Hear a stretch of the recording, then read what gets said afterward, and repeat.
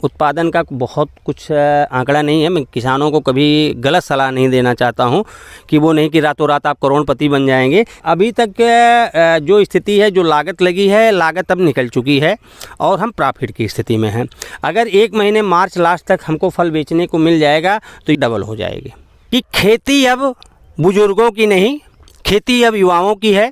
काम अगर करने का तरीका आप चेंज कर लिए तो यही खेती आपको उतना दे जाएगी, आपको कोई नौकरी करने की ज़रूरत नहीं पड़ेगी। किसान भाइयों, हमारी आज की इस वीडियो में एक बार फिर से आप लोगों का स्वागत है। जैसा कि हम यहाँ पर एक गांव में आए हुए हैं और किसान भाई का एक वीडियो इससे पहले हमने आप लोगों के पास प्रस्तुत किया, जिसमें किसान भाई ने शिमला मिर्च लगाया हुआ है। काफ़ी अच्छी जानकारी वहाँ पर आप लोगों को मिली है। तो वीडियो के दूसरे पार्ट में हम आप लोगों को एक दूसरी नई फसल के बारे में जानकारी देने वाले हैं। और जैसा कि आप देख सकते हैं, यहाँ पर जो फसल लगी हुई इसमें भी मल्चिंग का प्रयोग किया गया है। तो हम एक बार फिर से कहेंगे कि किसान भाई नए व्यूअर्स को एक बार फिर से अपना परिचय दें। मेरा नाम दीपक पांडे है और मेरा होम डिस्ट्रिक्ट जौनपुर ज़िले का मैं रहने वाला हूं और मेरे गांव का नाम सैथापट्टी वलजोर है और जो शाहगंज की तहसील से रिलेटेड है। तो जैसा कि आपने यहाँ पर जो फसल लगाया हुआ है, इसमें कुछ लाल लाल फल भी लग रहे हैं और पौधे इसके बहुत छोटे से हैं, सफ़ेद सफ़ेद फूल भी आ रहे हैं। तो किसान भाइयों को इस फसल के बारे में कुछ बेसिक जानकारी दीजिए। आज आपको इस फार्म हाउस पे जो आपके राहुल वर्मा जी के द्वारा जो वीडियो बनाई जा रही है, इस वीडियो में आप इस फार्म हाउस पे जो इस समय प्लांटेशन हुआ है और जो फल लगे हुए हैं, ये स्ट्रॉबेरी है।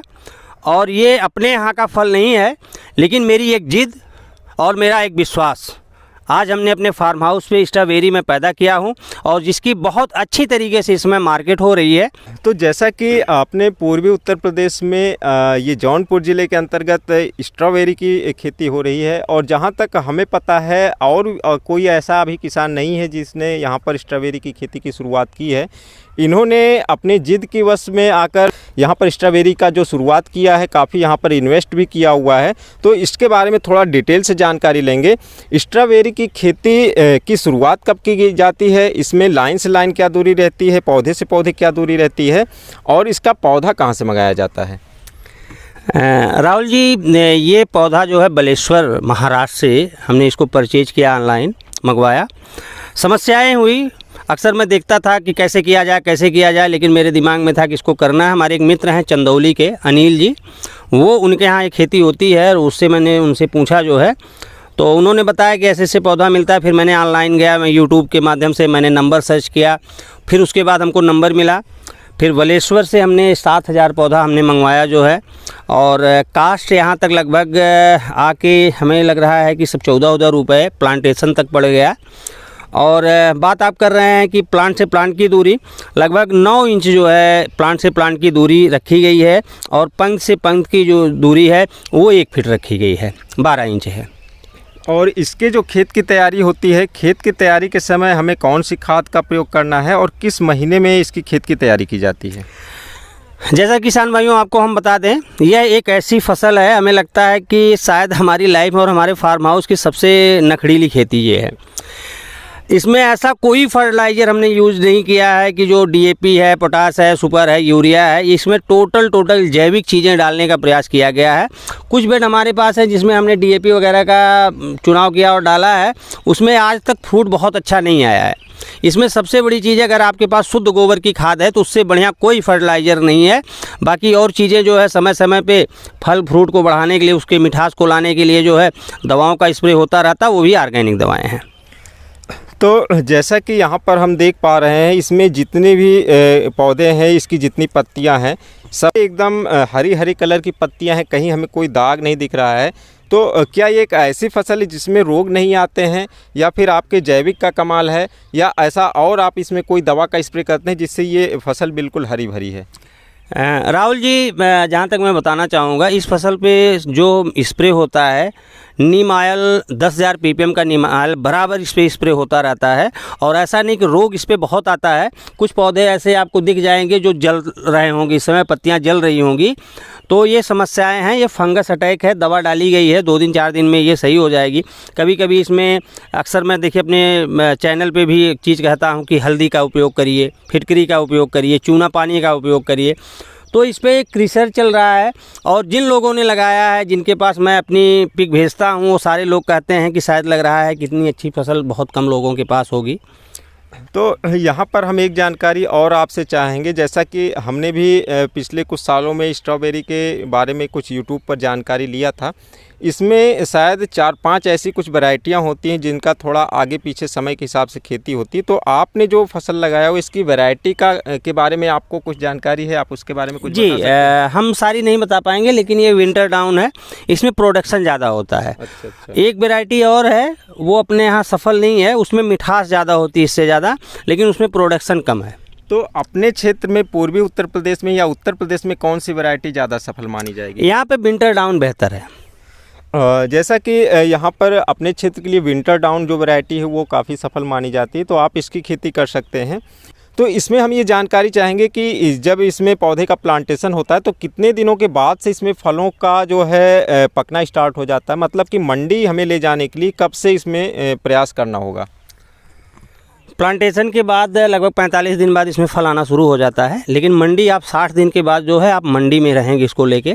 और एक चीज़ राहुल जी आपको मैं बताना चाहूँ कि अगर इसकी खेती करने के लिए किसी किसान को इस वीडियो को देख रहा है और करने का अगर मूड बना रहा है तो 2 चीज़ों पे विशेष ध्यान देगा। अगर कोई खेती कर रहा है तो उसको मंडी ले जाने में दिक्कत नहीं होगी। जैसे आपने शिमला मिर्च की कर लिया, गोभी की कर लिया, बैगन की कर लिया और मिर्च की खेती कर लिया, तरह तरह की खेती, उसको करने में मंडी में ले जाने में कोई बहुत समस्या नहीं होती है। अगर आप स्ट्रॉबेरी के विषय में सोच रहे हैं और करने का मूड बना रहे हैं तो सबसे बड़ी चीज़ है कि आपके पास ले जाने की व्यवस्था बहुत अच्छी होनी चाहिए, तभी आप इसके विषय में सोचिएगा। और ये जानकारी कोई आपको किसी भी चैनल में ये जानकारी आपको कोई नहीं दे सकता है। स्ट्रॉबेरी खेती हम भी यूट्यूब पे देखे, बहुत सारे वीडियो को देखे, लेकिन सबसे जटिल जो समस्या है इसकी मार्केटिंग है। इसकी मार्केटिंग काफ़ी जटिल है, जैसा कि यहाँ पर किसान भाई बता रहे हैं। और इसके बारे में हमने भी ये सुना है कि इसकी कीपिंग क्वालिटी काफ़ी लो होती है, मतलब कि तुड़ाई के बाद 2 दिन के अंदर इसको मंडी में भेज दीजिए, आगे 2-3 दिन में बिक्री हो जाए, नहीं तो इसके फल जो है ये ख़राब होने लगते हैं। तो जैसा कि 60 दिन पर जब फल टूटने लगता है, आपने ये जो है करीब 8 बिस्वा में, मतलब 1/4 एकड़ में ये स्ट्रॉबेरी लगी हुई है, तो आगे कितने दिनों के गैप में यहाँ से तुड़ाई करके मंडी भेजनी होती है? किस मंडी में आप भेजते हैं और इस समय इसका क्या रेट मिल रहा है? ये अभी तक लखनऊ के अलावा हमने कभी तो कुछ सोचा ही नहीं, और प्रयास भी हमने किया कि इस क्षेत्र में जो है जहाँ आप रहने वाले हैं, जलालपुर में भी मैं ले गया जो है, लेकिन हालात ये है कि लोग जुड़ते तो बहुत तेज़ी से हैं।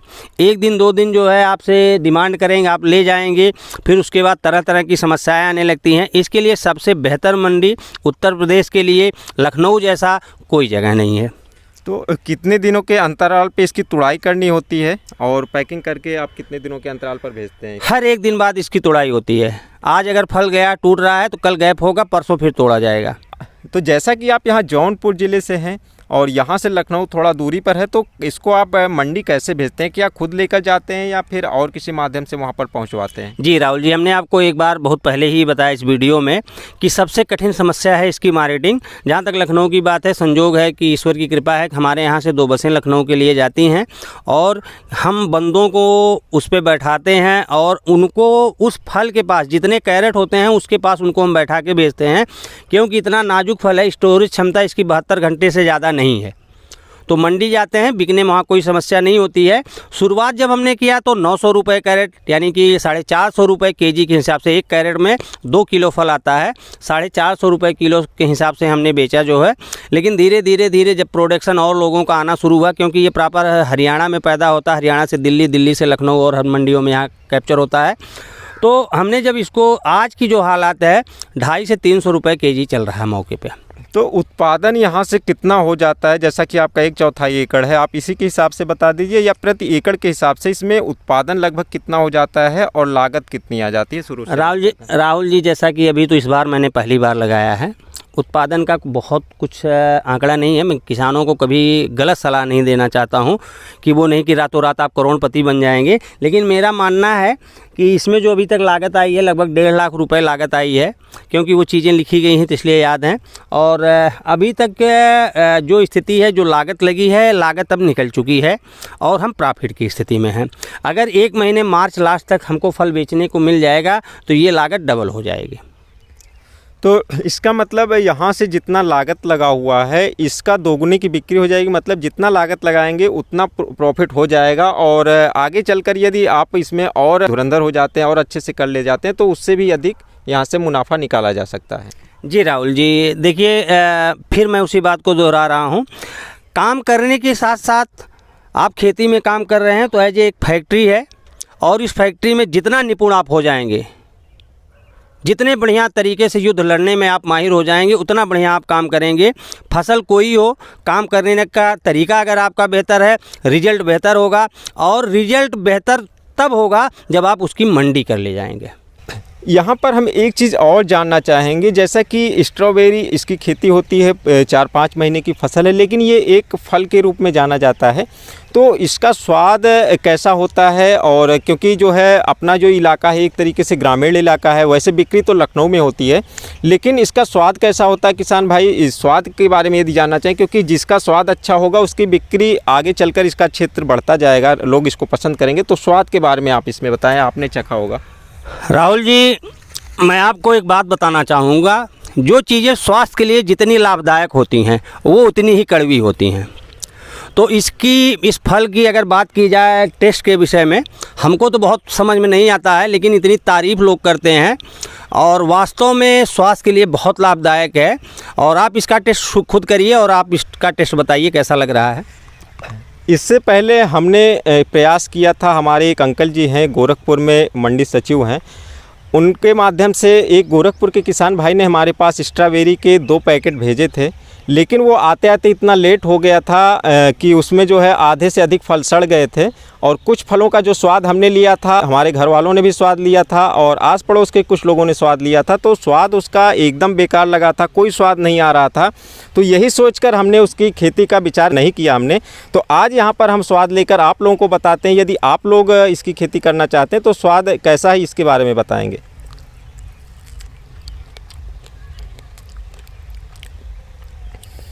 तो जैसा कि हमने पहले बताया, उससे पहले जो हमने फल लिया था उसमें बिल्कुल भी स्वाद नहीं था, एकदम पानी के जैसा लगता था, लेकिन इस फल में हमें स्वाद आ रहा है। ये फल जो है हल्का खट्टापन लिए हुए है और इसमें पानी की भी मात्रा लगती है।